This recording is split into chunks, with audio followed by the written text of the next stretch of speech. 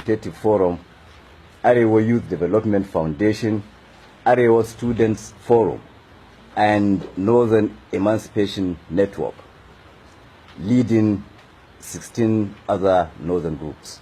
And it's called the Kaduna Declaration. And we read it now.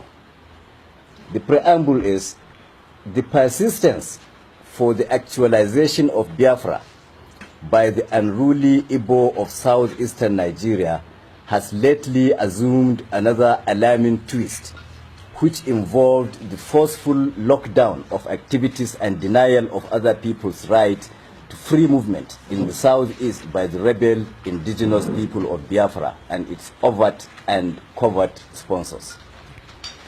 This latest action and similar confrontational conducts, which amount to a brutal encroachment on the rights of those termed as non-indigenous people residing and doing lawful businesses in those areas illegally demarcated and defined as Biafra by the Igbo, are downright unacceptable and shall no longer be tolerated. Persistent Igbo threat to national integration, the above-named pan-northern groups met with several others and reviewed the current position of the North and jointly came up with the following observations. A. Number one is Igbo provocation. A. The Igbo people of the Southeast, without remorse for the carnage they wrought on the nation in the 1960s, are today boldly reliving those sinister intentions connoted by the Biafran agitation that led to the very first bloody insurrection in Nigeria's history. B. Emboldened by the apparent indifference of the Nigerian authorities, the Igbo secessionist tendency is widening in scope and action at every stage, with adverse effects on the law-abiding people of other regions residing in or passing through the East, while the Igbo leaders and elders, by their utterances and direct action or inaction, appear to support and encourage it. This is happening irrespective of the undisputable fact that, one, the Igbos have done and are doing more damage to our collective nationhood than any other ethnic group, being responsible for the first violent interference with democracy in Nigeria, resulting in a prolonged counterproductive chain of military dictatorship. Two, the Igbos similarly orchestrated the first and so far the only civil war in Nigeria that consumed millions of lives and sowed the seed of the current mutual suspicion and distrust.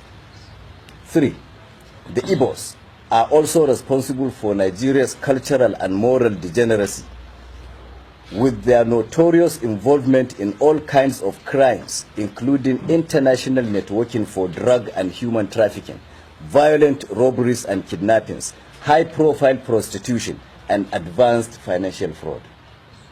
4.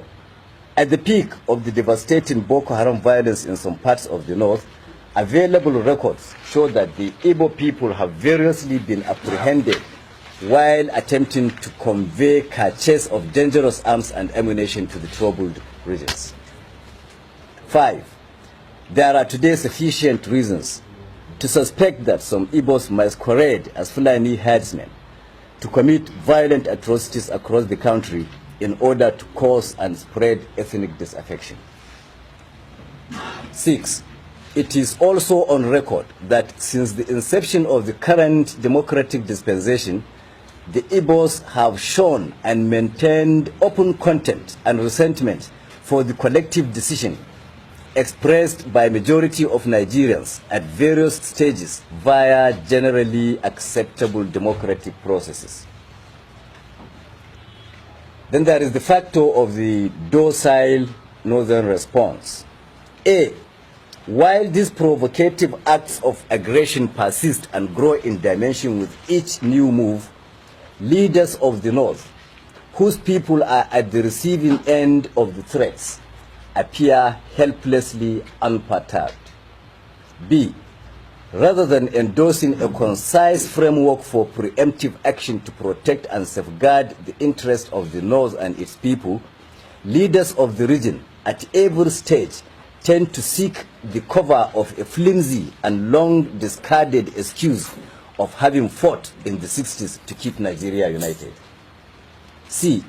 Without pursuing a resolute action plan, these northern leaders have adopted and been dragging its people into a pitifully pacifist position in order to sustain an elusive national cohesion that has long been ridiculed by the Igbos. Our stand. 1.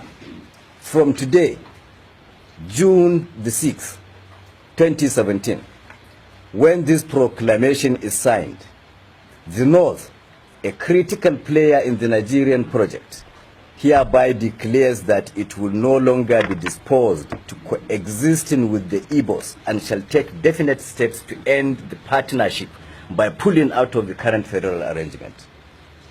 2.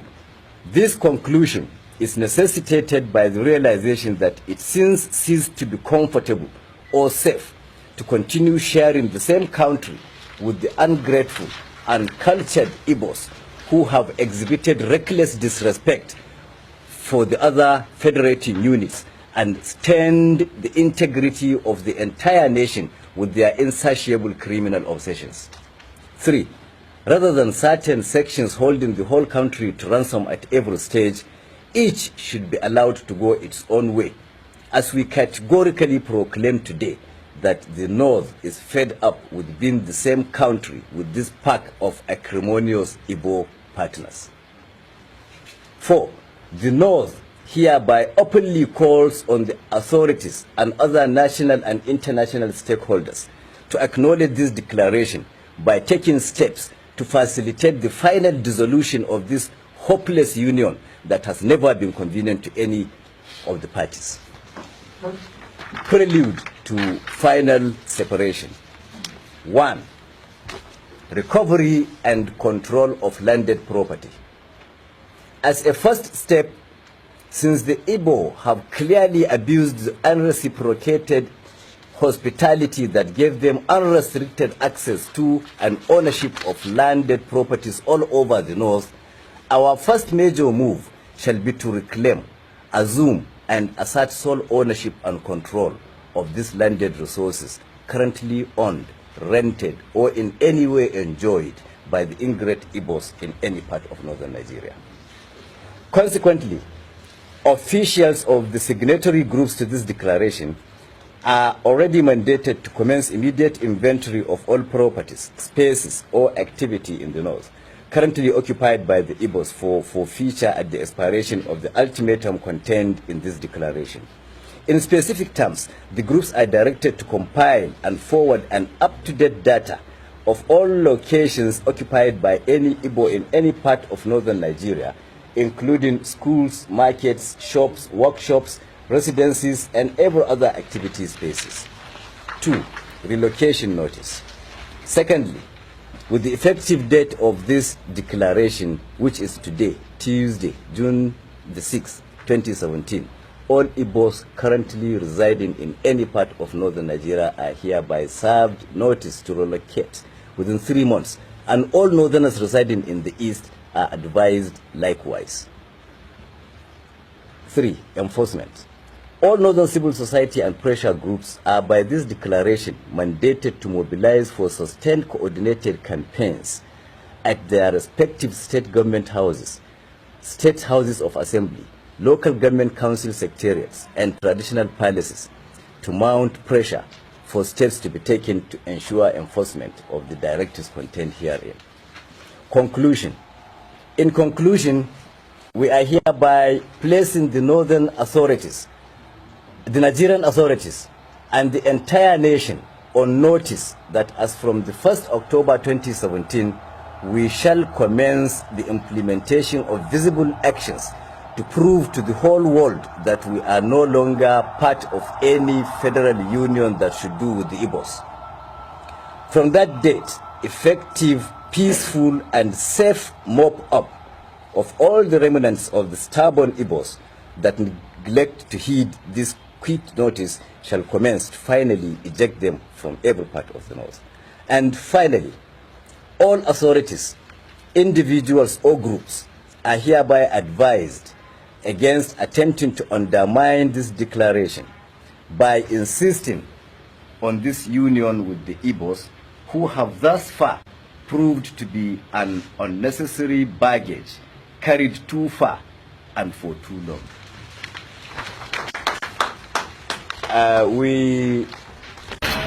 His Excellency Ambassador Chitima Yarima and the House of Services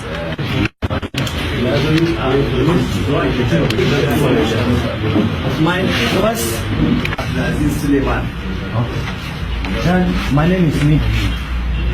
Because of what you just said, earlier you said 16 northern groups.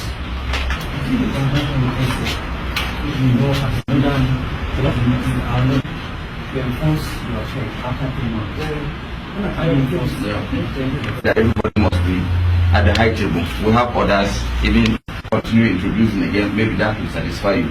But so far so good, we have over 9 people, like you said, or 10 people who the timing we don't decide that we don't want to take a fire approach manner so that you go back and begin to produce your news in time.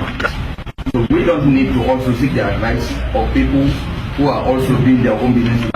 Sometimes 2014, during the conference by all northern organizations, they went on their own, they end up making mockery of what don't see us working together. We are independent-minded, young people.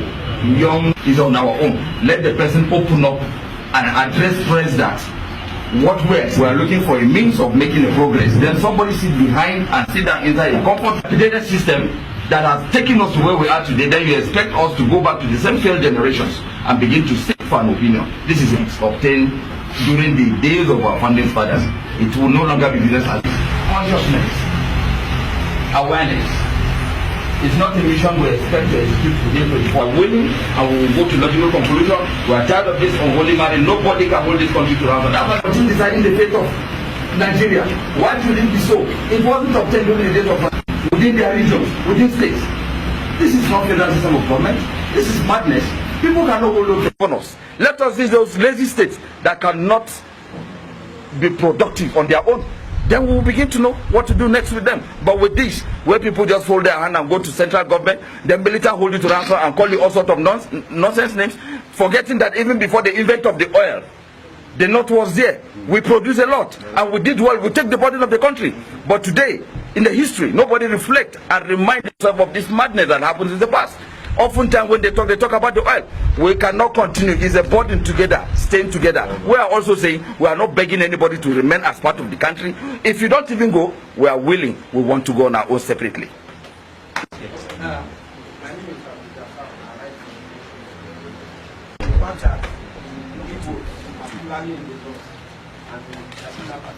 How do you go about when they are fully okay.